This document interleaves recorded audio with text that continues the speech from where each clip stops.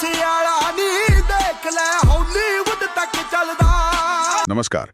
आज हम एक ऐसे उत्सव की गहराइयों में उतर रहे हैं जिसकी गूंज पूरे भारत और अब तो दुनिया भर में सुनाई देती है। गणपति विसर्जन। बिल्कुल। हमारे पास जो जानकारी है वो हमें कई युगों की यात्रा कराती है। मतलब पुराणों की कथाओं से लेकर महाभारत के संदर्भ, हाँ, फिर लोकमान्य तिलक का वो दौर और आज की मुंबई, जहां ये उत्सव एक अलग ही लेवल पर पहुंच गया है। सही कहा। तो आज हम यही समझने की कोशिश करेंगे कि ये गणपति विसर्जन सिर्फ एक धार्मिक रस्म से कहीं ज्यादा कैसे बन गया।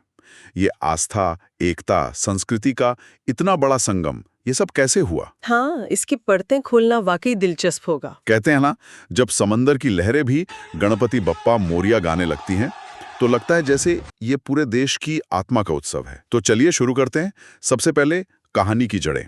गणपति का जन्म, ये कथा तो शायद हम सबने सुनी ही होगी। माता पार्वती ने अपने उपटन से एक बालक बनाया। हाँ। चंदन लेप या उपटन से, और उन्हें द्वार पर पहरा देने को कहा। फिर शिवजी आए, बालक ने रोका और गलतफहमी में शिवजी ने बालक का सिर काट दिया। एक नाटकीय घटना। बहुत ज्यादा। और फिर माता पार्वती का दुख, उनका आग्रह, और तब एक हाथी का सिर लगाकर उस बालक को दोबारा जीवन मिला। यहीं से वो गजानन बने, गणपति। हाँ, गणों के पति। लेकिन जो सबसे बड़ी पहचान मिली वो थी विघ्नहर्ता की। इसमें कोई गहरा मतलब छुपा है ना? बिल्कुल। देखिए, ये सिर्फ जन्म की कहानी नहीं है। ये गणेश जी के, आप कह सकती हैं, उनके अस्तित्व के उद्देश्य को स्थापित करती है। विघ्नहर्ता मतलब बाधाओं को हरने वाला। हाँ। ये कहानी ही दिखाती है कि कैसे एक बड़ी बाधा या गलती के बाद भी एक नया, ज्यादा शक्तिशाली स्वरूप सामने आ सकता है। ये भक्तों को एक भरोसा देता है कि उनकी जिंदगी की रुकावटों को गणपति दूर करेंगे। अच्छा, तो ये विघ्नहर्ता वाली बात एक और जरूरी कहानी से जुड़ती है जो विसर्जन की परंपरा से जुड़ी है, महाभारत के लेखन से। हाँ, वो भी बहुत महत्वपूर्ण कथा है। हाँ, तो कहानी यूं है कि महर्षि वेदव्यास को महाभारत लिखवाना था। इतना बड़ा ग्रंथ, तो कोई साधारण लेखक तो चाहिए नहीं था।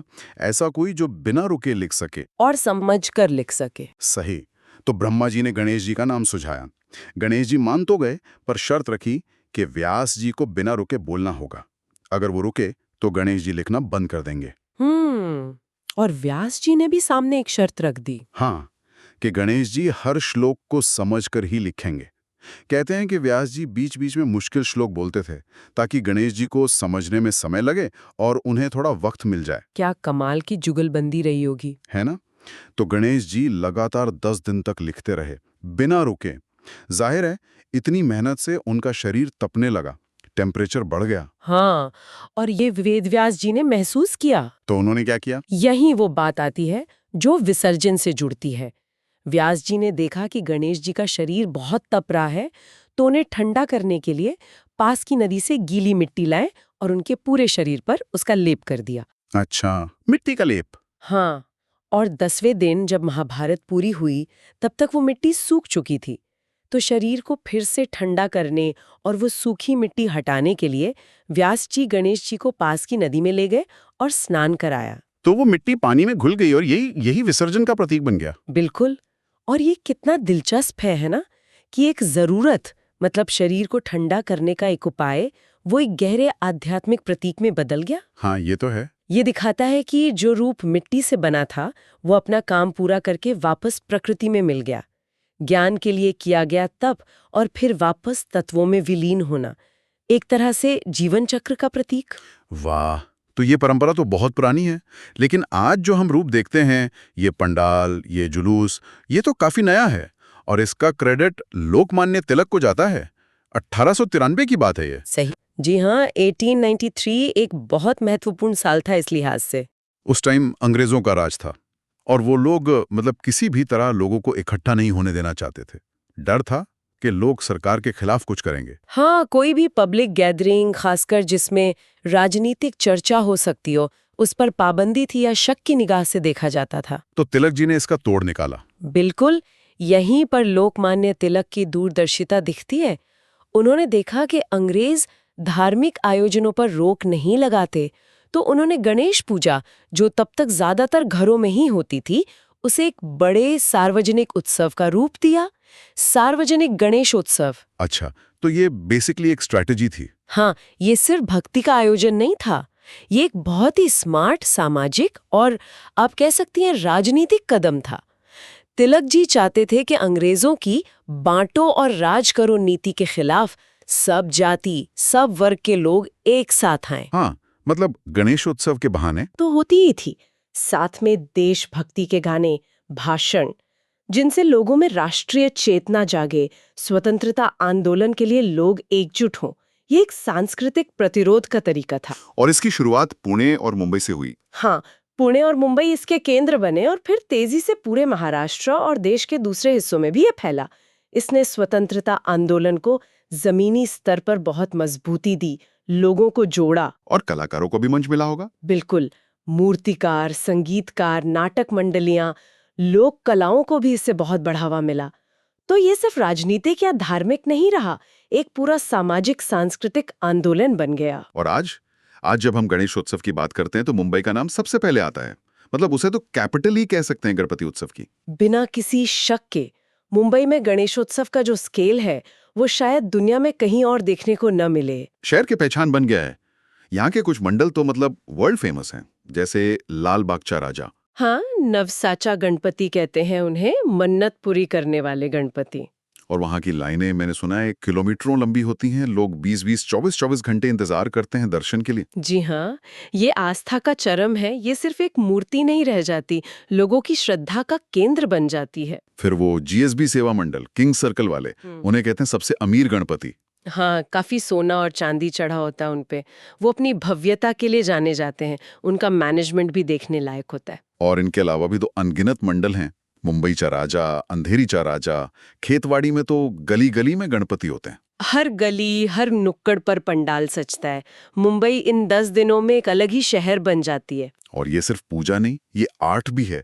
पंडालों की थीम, मूर्तियों की बनावट, सजावट, कमाल की क्रिएटिविटी दिखती है। हाँ, ये बात तो है। तान की भीड़ उमड़ती है। दूसरी तरफ जीएसबी जैसे मंडल, ये शहर की विविधता दिखाता है। गरीब, अमीर, अलग अलग भाषा बोलने वाले सब एक साथ आते हैं। ये सामुदायिक भावना को बहुत मजबूत करता है। और फिर आता है वो दिन, विसर्जन का, अनंत चतुर्दशी। मुंबई की सड़कों पर तो जैसे सैलाब आ जाता है। वो माहौल, उसे शब्दों में बताना सच में मुश्किल है। गिरगांव चौपाटी, जुहू बीच, दादर, समुद्र किनारे लाखों लोग, करोड़ों भी हो सकते हैं। विशाल ट्रक, उन पर गणपति की मूर्तियां, ढोल ताशे बज रहे हैं, लोग नाच रहे हैं, गुलाल उड़ रहा है। और हवा में बस एक ही आवाज गूंजती है, गणपति बप्पा मोरया, पुढच्या वर्षी लवकरिया। हाँ, पुढच्या वर्षी लवकरिया। हाँ, ये भक्ति, उत्साह, संगीत और थोड़ी सी उदासी भी होती है विदाई की। हाँ, वो मिक्स इमोशन होता है। ये सिर्फ भीड़ नहीं है, ये एक कलेक्टिव एनर्जी है। ये दिखाता है कि ये शहर एक साथ आना, उत्सव मनाना जानता है। मुंबई की जो स्पिरिट है वो दिखती है इसमें। और ये उत्सव सिर्फ आम लोगों का नहीं है। बड़े बड़े नाम, जानी मानी हस्तियां भी इसमें बढ़ चढ़कर हिस्सा लेती हैं। हाँ, ये भी एक अहम पहलू है। बॉलीवुड को ही देख लीजिए, शायद ही कोई बड़ा स्टार हो जो गणेश उत्सव में शामिल ना होता हो। बच्चन साहब से लेकर शाहरुख, सलमान, अजय देवगन, दीपिका, रणवीर, ऋतिक। हाँ, कई लोग अपने घर गणपति लाते हैं, कई पंडालों में दर्शन करने जाते हैं। उनकी तस्वीरें, वीडियोस खूब वायरल होती हैं। क्रिकेटर्स भी, सचिन तेंदुलकर तो सालों से गणपति रखते आए हैं, विराट कोहली और दूसरे खिलाड़ी भी। और फिर बिजनेस वर्ल्ड, अंबानी परिवार का एंटीलिया का उत्सव तो खबरों में रहता ही है। अदानी जैसे उद्योगपति भी शामिल होते हैं। देखिए, इस सेलिब्रिटी भागीदारी को कई तरह से देखा जा सकता है। एक तो ये दिखाता है कि ये त्योहार मतलब मॉडर्न इंडियन सोसाइटी में कितना रच बस गया है। ये सिर्फ लोक उत्सव नहीं रहा। हाँ, उनकी भागीदारी से उत्सव को और ज्यादा विजिबिलिटी मिलती है, ग्लैमर जुड़ता है। पर ये सवाल भी उठता है कि ये सिर्फ दिखावा है या सच में आस्था है। ये कहना तो मुश्किल है और शायद जरूरी भी नहीं कि हम जज करें। हर किसी की अपनी वजह हो सकती है। किसी के लिए गहरी आस्था होगी, किसी के लिए सामाजिक रिवाज निभाना, किसी के लिए शायद पब्लिक इमेज का हिस्सा। पर नतीजा ये है कि उनकी भागीदारी से उत्सव का कद बढ़ता है। आम लोगों को भी लगता है कि हाँ, हमारे भगवान को बड़े लोग भी मान रहे हैं। सही बात है। अब आते हैं विसर्जन पर, उस क्षण पर जब मूर्ति को जल में प्रवाहित करते हैं। इसका दार्शनिक मतलब क्या है? जैसा हमने पहले बात की, महाभारत कथा में तो एक प्रैक्टिकल कारण था, शरीर को शीतल करना। हाँ, लेकिन दार्शनिक स्तर पर विसर्जन जीवन की नश्वरता का प्रतीक है। जो मिट्टी से बना है वो मिट्टी में लौट जाता है। ये भौतिक शरीर, ये संसार, सब क्षण भंगुर हैं। ये हमें याद दिलाता है। तो ये एक तरह से अंत का प्रतीक है। हाँ, पर यही एक खूबसूरत बात है। ये अंत होकर भी अंत नहीं है। ये एक साइकिल का पूरा होना है और अगले साइकिल की शुरुआत का वादा भी। अच्छा। इसीलिए तो विदाई के साथ जो सबसे ऊंची आवाज आती है वो क्या है? हाँ। पुढच्या वर्षी लवकर या। अगले बरस जल्दी आना। बिल्कुल, ये उम्मीद है, ये निरंतरता है, ये भारतीय दर्शन का जो साइक्लिकल व्यू ऑफ टाइम है उसका प्रतीक है। अंत कुछ नहीं, बस एक पड़ाव है। गणेश जी जा रहे हैं, पर उनका आशीर्वाद, विघ्नहर्ता का वादा, वो हमेशा रहता है। कमाल है। और आज के दौर में ये उत्सव सिर्फ भारत तक सीमित नहीं रहा है, पूरी दुनिया में इसकी धूम है। अभूतपूर्व है ये। CNN, BBC, नेशनल ज्योग्राफिक जैसे बड़े बड़े इंटरनेशनल चैनल मुंबई के गणपति विसर्जन को कवर करते हैं। दुनिया के सबसे बड़े धार्मिक जमावड़ों में गिना जाता है इसे। और सोशल मीडिया पर? अरे सोशल मीडिया पर तो सैलाब आ जाता है। यूट्यूब, इंस्टाग्राम, फेसबुक गणपति उत्सव खासकर विसर्जन के वीडियोस और तस्वीरों से भर जाते हैं। करोड़ों अरबों व्यूज मिलते हैं।